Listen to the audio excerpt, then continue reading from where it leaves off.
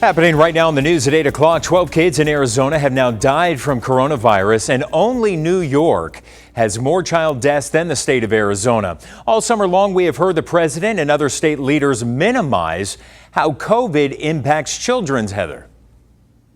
Well, that's right, Brandon, but new data is showing kids in our state are among the most at risk. Our Morgan Lowe is covering this developing story for us tonight. And Morgan, we have seen the stats, and for most of the summer at least, the number of infected children has remained relatively low so far.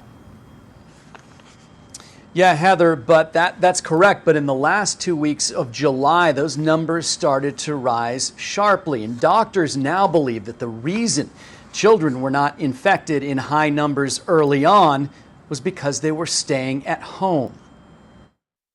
We just didn't see cases because they were sheltering in place. And now that we have schools opening once again, I do predict that we are going to see a rise in cases in children. Dr. Natasha Buyan of the University of Arizona College of Medicine is reacting to the report released by the American Academy of Pediatrics.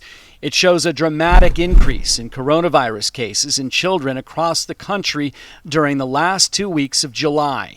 It also shows Arizona children had the highest positivity rate, and there were 1,098 Arizona children infected for every 100,000 children living in the state. The national average was 447. While the study reveals details we did not know, it still leaves a lot of questions unanswered. We don't have good data on when children become severely ill. What are their underlying issues? Is it children with asthma? Is it children with obesity? What are we seeing in this childhood data? Buyan says she's concerned about what's going to happen when kids go back to school. The governor laid out benchmarks that need to be reached before that happens, but there's no plan for widespread testing of students and teachers, and not every district has the same resources to handle the challenges the pandemic is creating. Low-income schools, they just don't have the resources to implement all of those safety protocols. And so what we might actually see is students in low-income schools are more severely impacted by COVID, and that's going to further the disparities that we're already seeing with this disease. Regardless of whether schools do everything right, are we going to see a spike in cases? Can we expect to see a spike in cases in children? When a school opens, that entire community is impacted.